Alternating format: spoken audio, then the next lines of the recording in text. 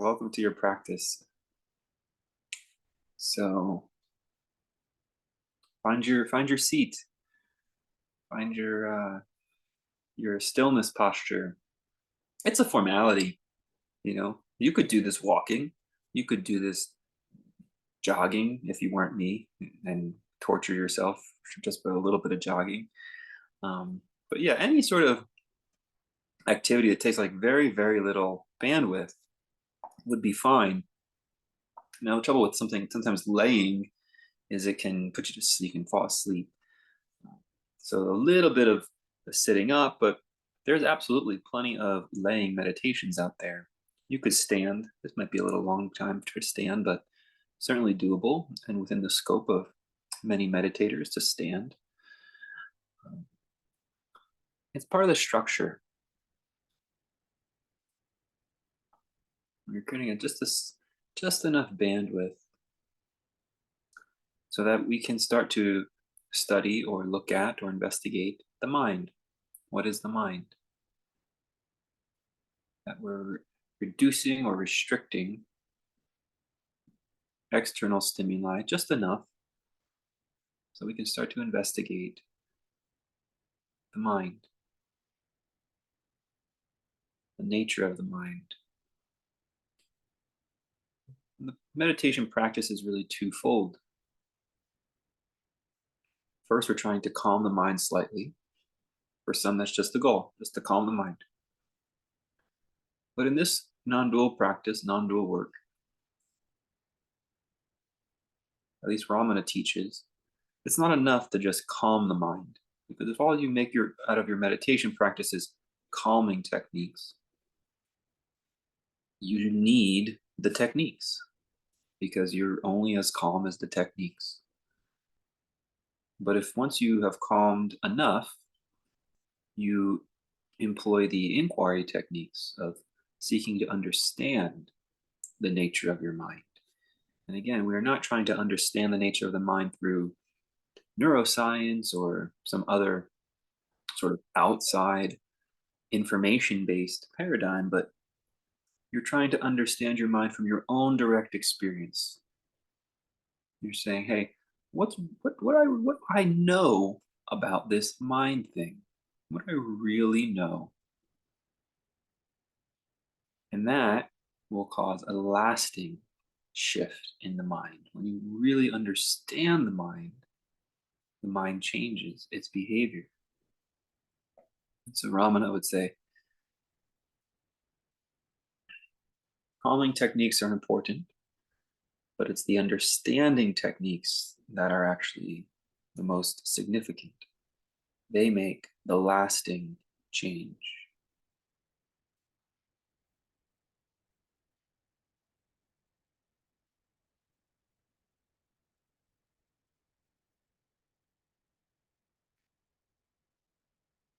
And so finding a posture of stillness, of quiet, is part of the calming process.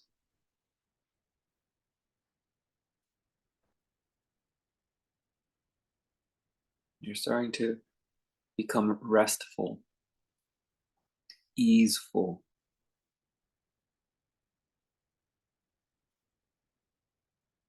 And you'll start to turn your attention to the flow of breath.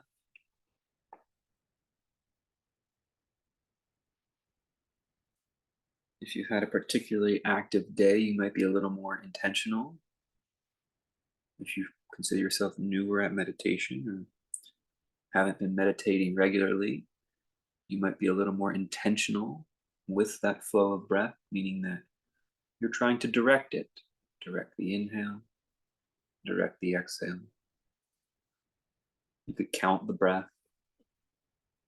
You could count the length of the breath, 4 seconds, whatever. You might just take softer breaths or deeper breaths. And so for some, it can help to calm the mind by being a little intentional about how the breath is flowing. But in sitting regularly, you can also just try observing so that you're not adding this layer of intention or will to your breath. Rather, you're just observing the breath, how the breath wants to breathe. It's a little more passive. I would say it's a little more advanced. You're not directing the breath, you're just observing the breath. You should do the one that you can do. You should do the one that's most interesting, not the one that's most frustrating.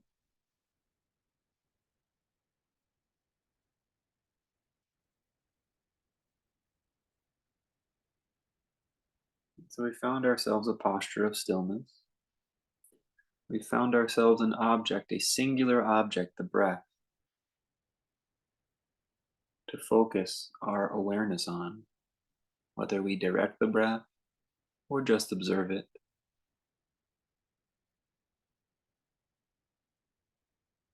We just let ourselves do that for a little while to calm the mind enough.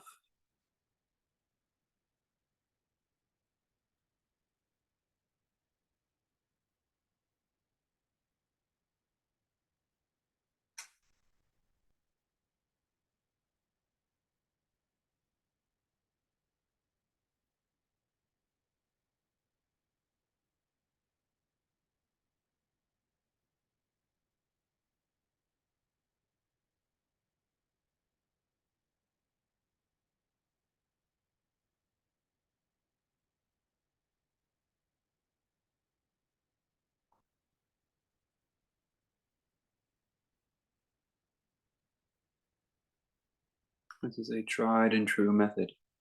It works. Direct the breath by counting it or counting its length.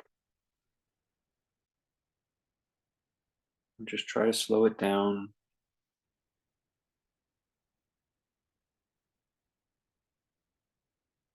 Or shift to the more passive, just observing the breath, however it wants to breathe.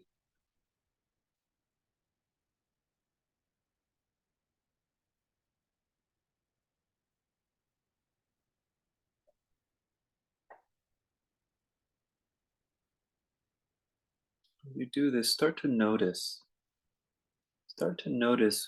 what enters your awareness that isn't your focus point, that isn't your breath. You might have a judgment about your breath, a judgment about the practice. You may just have totally distracting thoughts about who knows what. Don't change them, don't do anything about them. Just notice.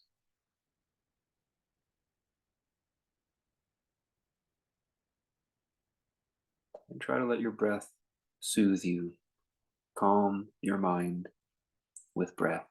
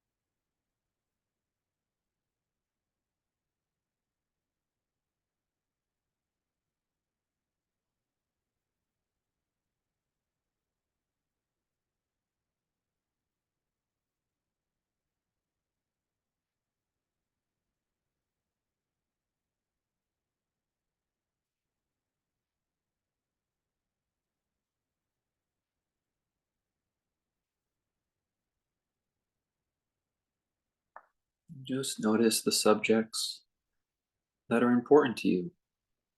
That's why they're entering your mind and covering or veiling your focus on your breath. You find that subject more important. It's not up to you. You didn't choose to think that distracting thought. Just notice it. That was important.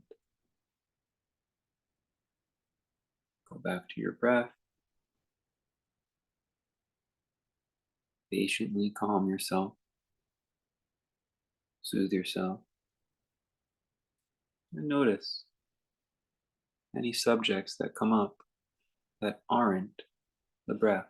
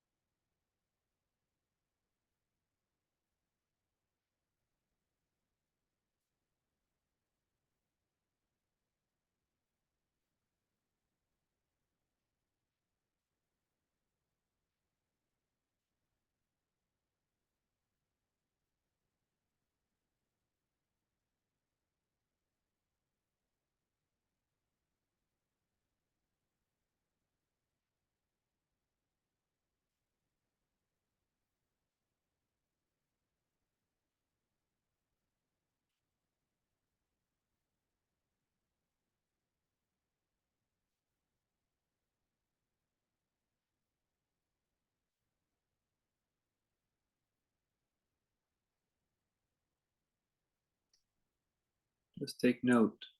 Any subjects that came into your mind. Don't worry about what the specific thought was. Perhaps it was something about work. Perhaps it was about social interactions with acquaintances or colleagues. Perhaps it was about family, loved ones. Perhaps it was about food, a hobby.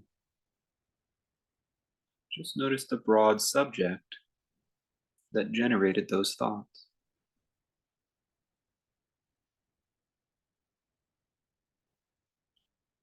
What does your mind deem important to think about? More important than soothing yourself with your breath. Don't feel bad. It's not up to you. You didn't choose to think those thoughts. And try again. Soothe yourself with your breath and notice any subjects that arise.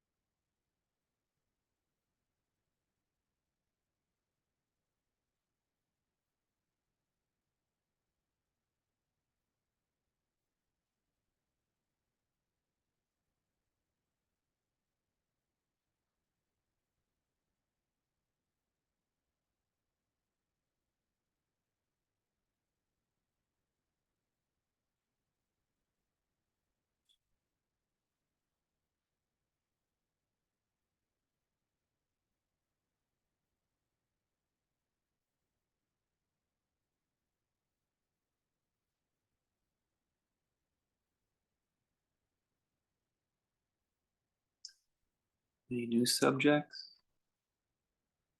Any of those same subjects come up again?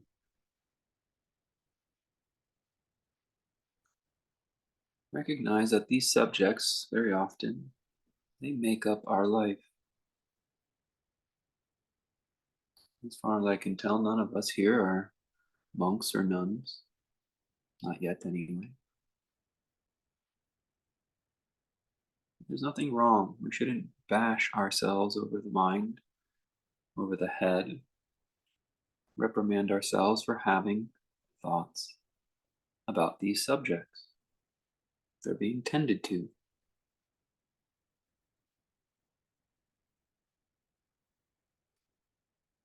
But now we're going to remind ourselves of another subject. In addition to all the subjects that make up your daily worldly life, beyond just calming the mind with breath, there's this subject of awakening, this subject of enlightenment, of non-dual reality. It's a real thing, even if you don't know if it's a real thing right now. Pretend.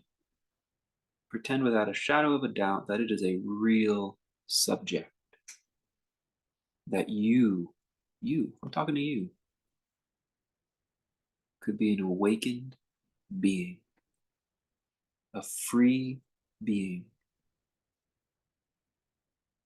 without suffering,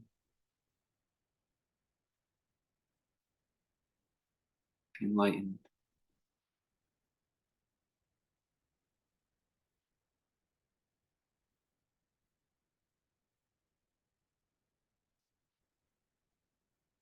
And just try to contemplate and concentrate on what that could mean.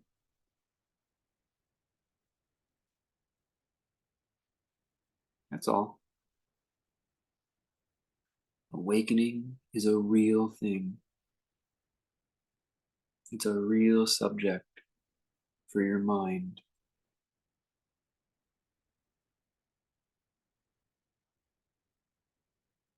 Contemplate it. What would that mean?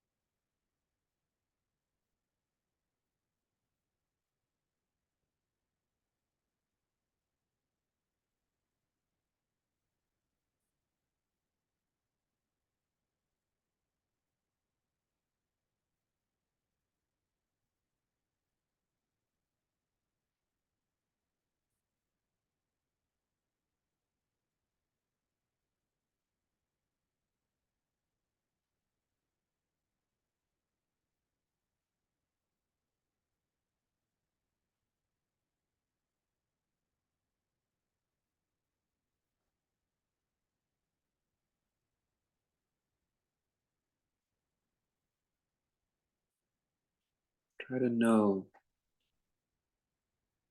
that the freedom of enlightenment is within your reach. It's possible.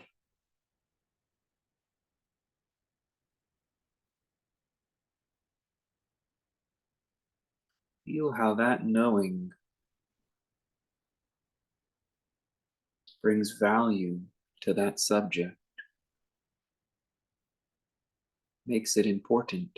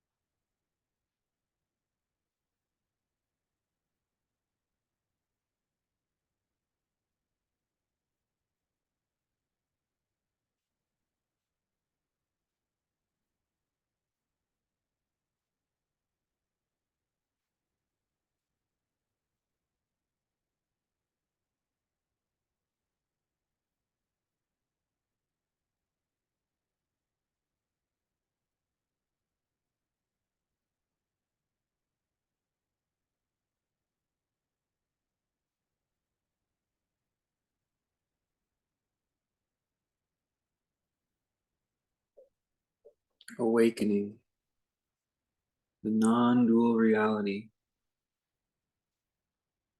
that's within reach, to be beyond the mind, of free being.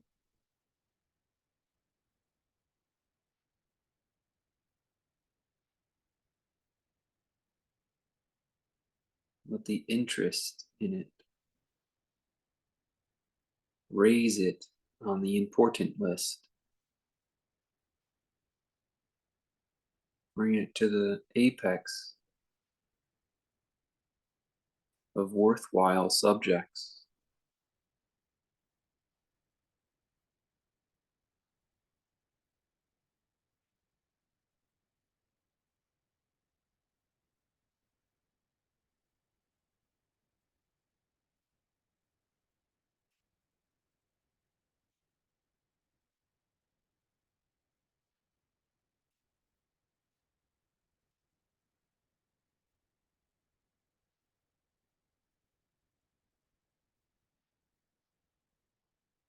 Don't worry about how to achieve it. Just feel into how valuable that would be for all the other subjects, for every other aspect of your life. Feel and know how valuable awakening would be.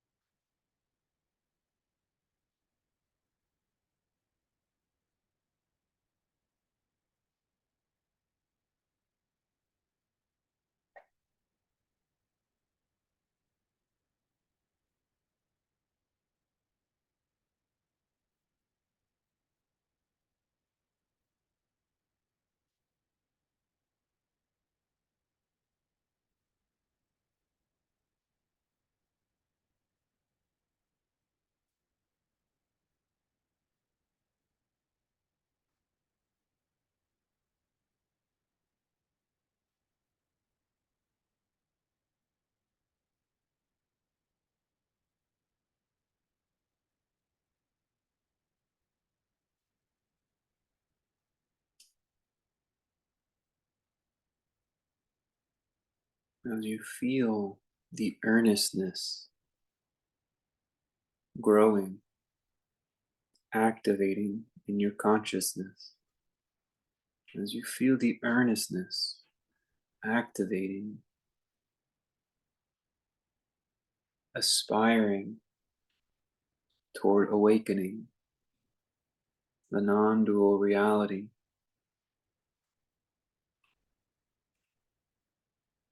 move it, go with it, use it to look back at what is observing this experience.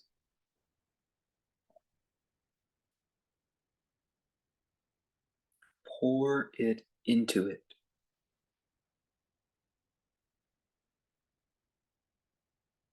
Pour the value into what is observing this experience.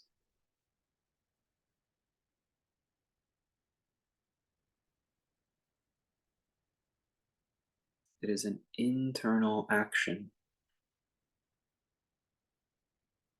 to look back at what is observing.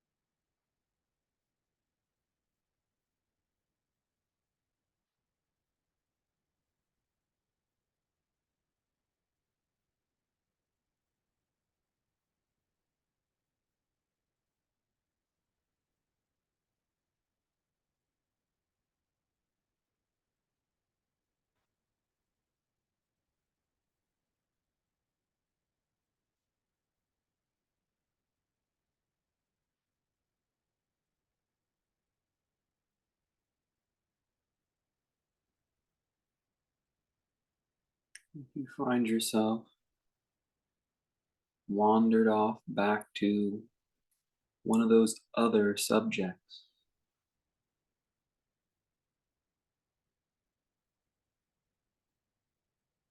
look at it. Really try to understand for yourself. Would that subject not be better off if you were awakened? If you knew the non-dual reality, would that subject not be better served?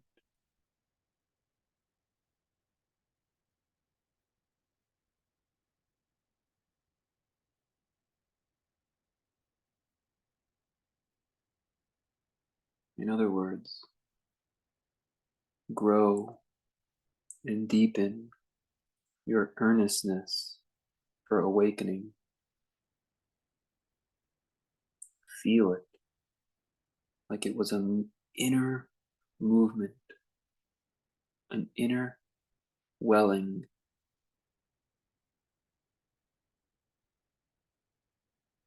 Non-dual awakening is a real thing. It's possible for you.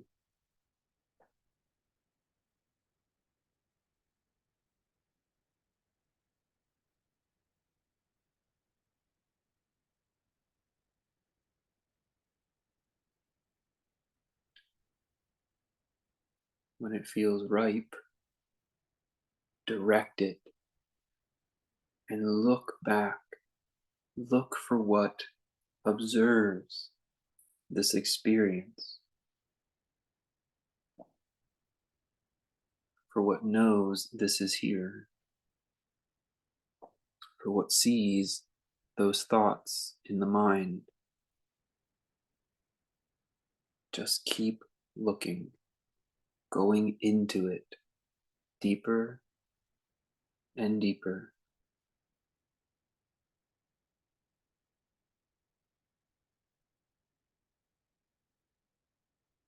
Don't stop.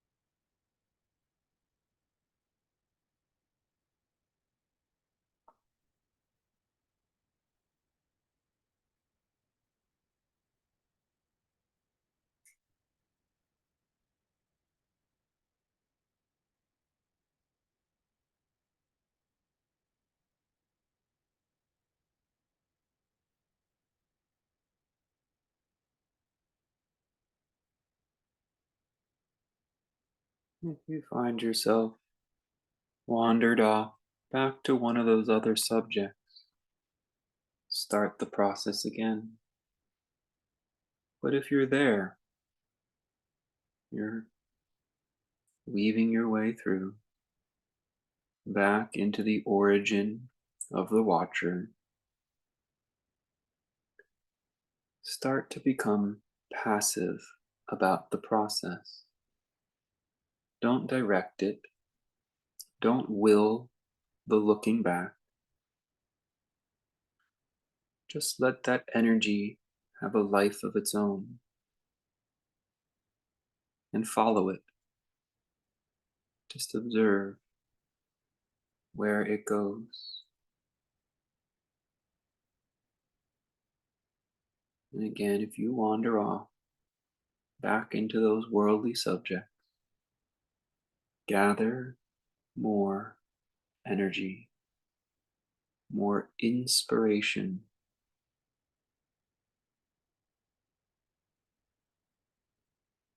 You can be an awakened being. It's a real thing.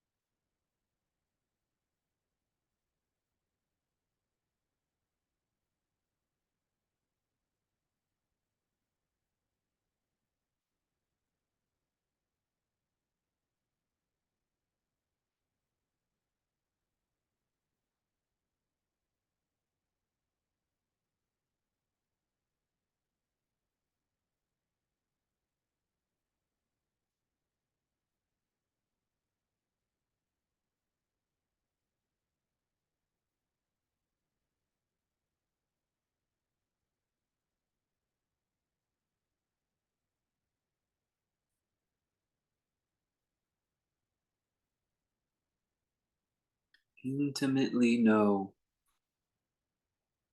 this watchful force, this silent observer presence. Know it with utmost clarity.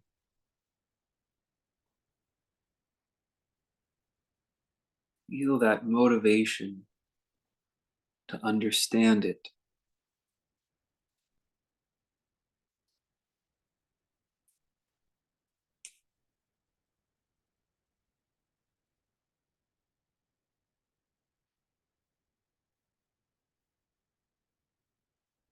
Follow it.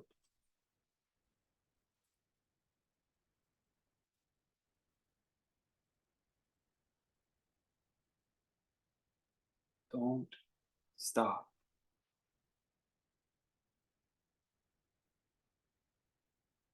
until you know you're there, until you know there's nowhere else to go.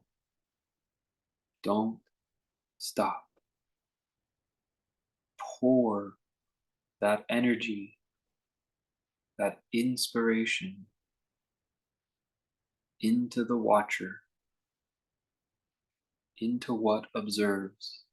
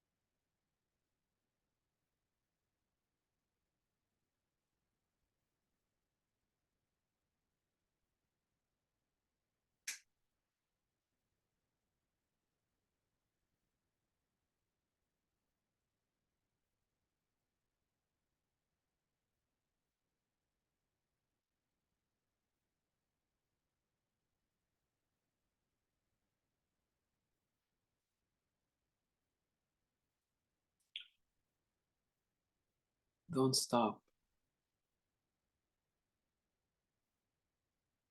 The pouring back in to the observer.